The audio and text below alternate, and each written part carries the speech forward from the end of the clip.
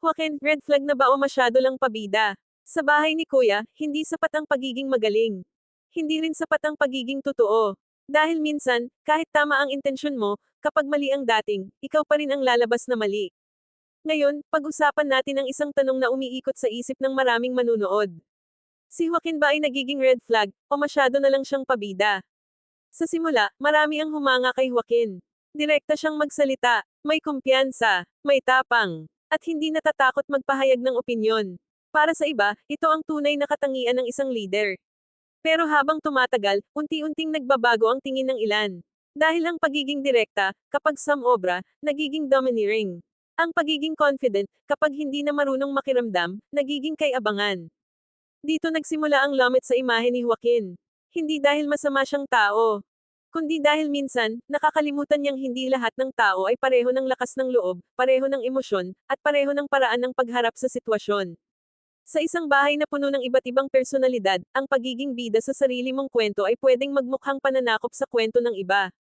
May mga pagkakataon na ramdam mong gusto niyang manguna. Gusto niyang marinig. Gusto niyang makita. At wala namang mali doon. Natural sa tao ang gustong mapansin.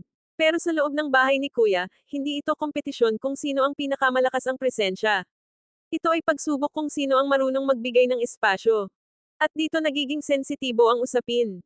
Dahil habang si Joaquin ay nagsasalita ng buong tapang, may mga housemate na mas pinipiling manahimik. Habang siya ay diretso, may mga taong mas maramdamin. At kapag hindi mo binabalanse ang lakas ng personalidad mo, may masasagasaan ka talaga.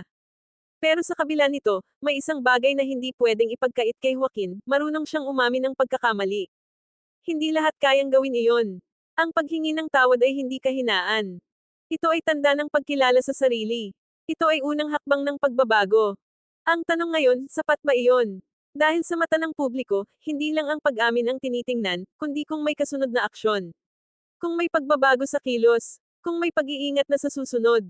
Samantala, kapansin-pansin din ang contrast niya sa ibang housemates na mas tahimik, mas kalmado, at mas marunong makiramdam. Habang ang iba ay pinipiling makinig bago magsalita, si Joaquin ay madalas nauuna ang salita bago ang pag-iisip. At dito pumapasok ang malaking leksyon. Hindi lahat ng matapang ay tama. Hindi lahat ng tahimik ay mahina. At hindi lahat ng leader ay kailangang palaging nasa unahan. Sa totoong buhay, may mga Joaquin tayong nakikilala. Mga taong strong ang personality. Diretso, palaban, matapang. At may mga taong mas mahinahon. Mas sensitibo. Mas maingat. Walang masama sa alinman. Ang masama ay kapag hindi na natin iniintindi ang epekto ng sarili nating ugali sa damdamin ng iba. Kaya red flag ba si Joaquin? Hindi pa siya dapat husgahan bilang masama. Pero hindi rin pwedeng baliwalain ang mga senyales. Isa siyang taong nasa proseso. Nasa pagitan ng pagiging totoo at pagiging considerate. Nasa pagitan ng pagiging leader at pagiging marunong makiramdam. At sa bahay ni Kuya, doon nasusubok ang totoong pagkatao.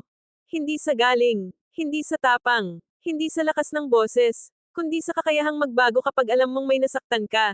Sa huli, hindi si Joaquin ang may huling salita sa kwentong ito, kundi ang mga susunod niyang kilos. Dahil sa PBB, ang reputasyon ay hindi nabubuo sa isang eksena. Nabubuo ito sa paulit-ulit na pagpili kung magiging mas mabuting tao ka bukas kaysa kahapon, at kung umabot ka dito, huwag kalimutan mag-follow para sa mga susunod na PBB updates.